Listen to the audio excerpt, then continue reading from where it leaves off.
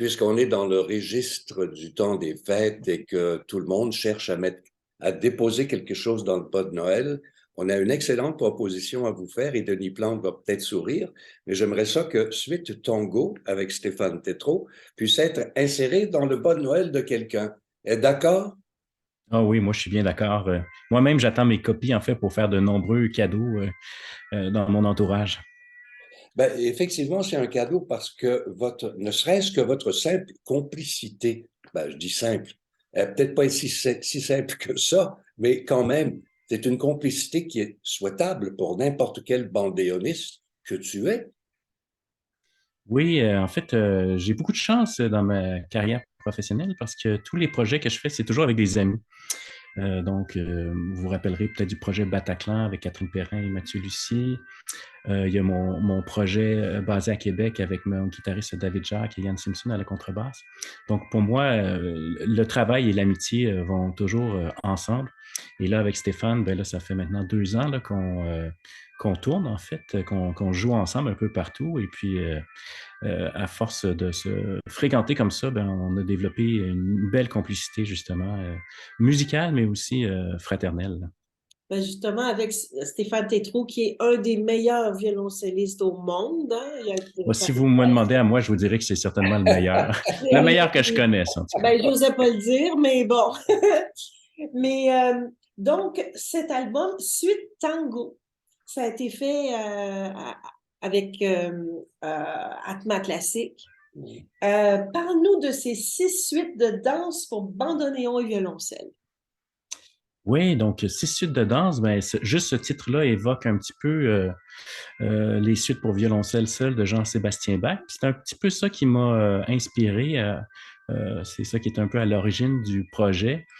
Stéphane devait jouer les suites pour violoncelle seul au festival Classica. Et c'est dans ce contexte-là que le directeur du festival, que vous connaissez sûrement, Marc Boucher, nous a recommandé de travailler ensemble. Et moi, sachant qu'il allait faire les suites de Bach, je me suis dit, ah, mais pourquoi pas faire quelque chose comme ça, mais pour bandoneon et violoncelle. Donc, en prenant vraiment le même concept, on va dire théorique, là, qui est de prendre différents rythmes de danse et d'en faire des petites suites, une après l'autre, pour avoir une sorte de variété sur le plancher de danse. Évidemment, là, dans notre cas ici, c'est plutôt des rythmes d'Amérique du Sud là, qu'on va retrouver sur cet album-là. Donc, il y a des milonga cachengue, des véritables tangos. Il y a aussi des pièces plus inspirées de la musique folklorique, en particulièrement celle du Cucho, là, qui est la région d'Argentine que je connais peut-être le mieux, que je fréquente le plus souvent.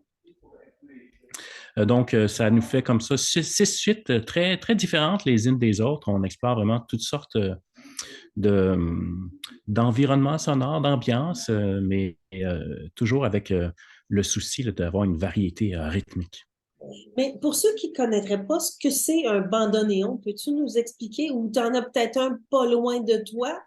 Écoute, effectivement, là, je ne sais pas il est où. Mon frère en a un aussi. Donc là, je suis chez mon frère présentement, qui lui aussi joue du bandoneon.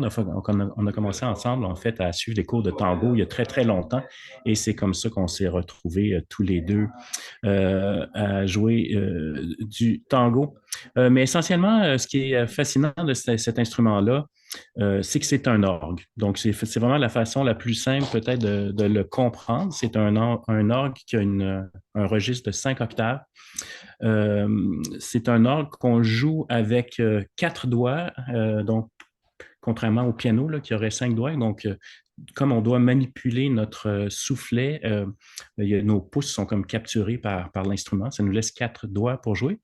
Et ce qui est vraiment fascinant des possibilités du bandoneon, c'est qu'il est entièrement chromatique. Donc, on peut jouer théoriquement, par exemple, le clavier bien tempéré de Jean-Sébastien Bach, ça va fonctionner. C'est injouable, mais Ah, je serais théoriquement, c'est curieux. c'est- Je c'est- c'est serais possible. vraiment curieux d'entendre ça. Mais le bandoneon, c'est un petit peu comme un accordéon. C'est sur le même principe qu'un accordéon. Oui, ça a été inventé à la même époque, mais pour des raisons différentes. L'accordéon, essentiellement, c'est une mécanisation qui a servi à remplacer la cornemuse. Donc, la cornemuse était l'instrument pour faire danser les gens en Europe. Et quand l'accordéon est apparu, rapidement, il a déclassé en fait la cornemuse partout, sauf en Écosse où la cornemuse a demeuré. Mais donc, au 19e siècle, il est tout à fait normal, au début du 19e siècle, dans une soirée danse, d'avoir plusieurs cornemusiers. C'est ça qui faisait danser. Cet instrument-là, la cornemuse, évidemment, pour la danse, est extrêmement pertinent dans sa mesure où elle développe beaucoup de volume. Et un seul musicien aussi peut comme jouer une mélodie et s'accompagner avec ses bourdons. Et donc, les accordéons, par exemple, l'accordéon, la cornemuse la plus populaire en France s'appelait la cornemuse musette. Et donc là, quand, pour des raisons commerciales, ils ont voulu inventer un nouvel instrument pour déclasser la cornemuse, ils ont appelé ça l'accordéon qui sonne comme une musette pour faire la musique de danse. Ah, je ne savais pas, c'est Ouais, intéressant. donc c'est comme ça que l'accordéon est devenu en fait un instrument vraiment typique aussi, beaucoup associé maintenant à l'Italie, à la France. C'est parce qu'essentiellement, les accordéons ont remplacé les cornemuses. Le bandoneon a une histoire pas mal différente. Ça a été inventé par un facteur d'instrument qui lui aussi donc est parti peut-être de l'accordéon primitif là, qui était diatonique, qui avait peut-être juste 8 boutons au départ. Mais lui, il s'est dit, moi, ce que je veux avec mon instrument, c'est faire un orgue portatif, qu'on puisse jouer de la musique religieuse dans des petites chapelles, par exemple, ou lors de processions. Et on peut trouver là, des photos là, du début du 20e siècle où on voit des processions religieuses dans lesquelles il y a des hommes qui jouent du bandoneon en marchant comme ça dans la rue. Mais c'est amusant parce que les marins aussi avaient une version de Oui, bandoneon qui ils était... avaient le bandoneon primitif là, qui était octogonal. Celui-là était très prisé par les marins et on peut imaginer que c'est comme ça d'ailleurs qu'il s'est rendu à Buenos Aires parce qu'il n'y a aucune raison logique qui fait qu'un facteur d'instrument en Allemagne devienne sa production, en fait, va être complètement envoyée à Buenos Aires pour les orchestres de tango éventuellement. Et on le voit toujours que sur le bandoneon, même s'il a continué à grossir avec les époques, celui-là est un modèle de 1900, entre 1920 et 1930. Les facteurs ont toujours conservé l'idée qui était légèrement octogonale. Donc, on coupe les coins de la boîte carrée pour rappeler ses origines maritimes. Il y a une petite vidéo aussi de Mickey Mouse où on le voit jouer comme ça, un petit accordéon octogonal. Donc, on ne sait pas comment le bandoneon est arrivé à Buenos Aires, mais là, ça a été le coup de foudre parce qu'en quelques années, c'est des centaines et des centaines d'instruments qui ont dû être fabriqués en Allemagne pour les orchestres de tango en Argentine. Un orchestre de tango, il faut 4 ou 5 joueurs de bandoneon, donc 5 instruments, et il y avait 300 orchestres de tango à Buenos Aires professionnels. Donc, on peut imaginer qu'il y avait une quantité d'instruments qui était nécessaire. Et aussi, ce volume-là de joueurs de bandoneon a vraiment élevé à un très, très haut point le niveau technique de jeu de ces instrumentistes-là. Et c'est de ce bassin-là qu'a surgi Astor Piazzolla, qui lui a traversé le 20e siècle. J'aimerais, Denis, si possible, qu'on revienne au disque, mais là, la photo que l'on voit, c'est vous en spectacle, en concert. C'est-à-dire, oui, c'est ça. Donc, on me voit. Et toi à la droite avec ton bandoneon. Exactement. Donc, le bandoneon se joue, on le dépose sur les genoux pour le jouer. On peut le jouer aussi debout. À ce moment-là, on le dépose sur un seul genou.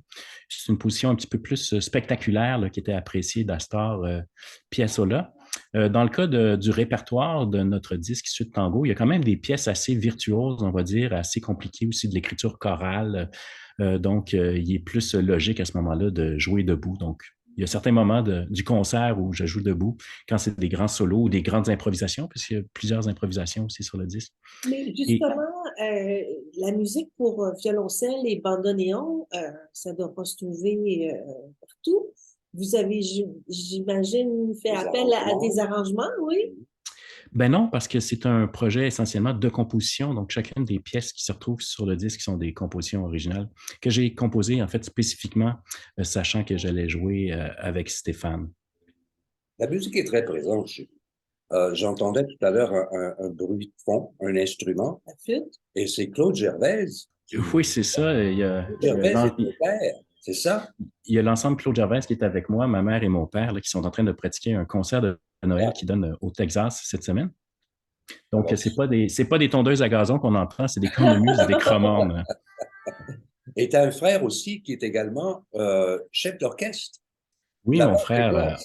mon frère Antoine, donc, qui a évidemment complété ses études musicales au Québec. Ensuite, il a gagné un poste à l'Opéra de Houston comme contrebassiste. Et là, avec ses amis, il s'est dit que ce serait une bonne idée de reprendre un peu la tradition familiale, c'est-à-dire de partir un nouvel ensemble. Et donc, comme ça, il a fondé un orchestre de musique baroque, en fait, où les gens jouent sur des instruments d'époque. Donc, on joue ici sur des cordes en boyau, des archets d'époque, pour vraiment retrouver le son spécifique là, pour la musique, par exemple, de Vivaldi, de Corelli et de ces autres grands compositeurs. Et justement, toi, en dilettante, bon, à côté de ton métier de bandoneoniste, tu fais aussi partie des Violons du Roi. Oui, donc ça faisait, il y a plusieurs années, en fait, j'ai commencé à faire de la mise en scène de spectacles, mais surtout autour de la musique classique. Et ça m'a mis en contact avec les Violons du Roi, pour lesquels j'ai développé plusieurs spectacles, dont un très beau spectacle Marco Polo, dont on pourra reparler cette année, car on a fait un film de ce spectacle-là. Et donc, cet aspect-là de mettre en scène des concerts de musique classique, ça a pris de plus en plus de place dans ma vie. Parallèlement à ça, j'avais commencé aussi à écrire des opéras. Hein. Donc, il y a un opéra de tango qui s'appelle La Bibliothèque interdite, que j'ai beaucoup roulé, qui mettait en vedette Sébastien Ricard. Je crois qu'on l'a fait 40 fois là au Canada. Donc, ça a été une très, très belle production. Avec moi, le moindre des acteurs. Ben oui. Hein? Sébastien Ricard, grande pointure. Oui, c'est ça, vraiment. Je suis béni des dieux dans ma carrière. Je suis toujours entouré de gens vraiment magnifiques et talentueux. Et donc, là, quand la pandémie est arrivée, moi, toutes mes activités professionnelles se sont dramatiquement éteintes. Parallèlement à ça, au Violon du Roi, il y avait un départ, donc leur directeur de production quittait pour la retraite.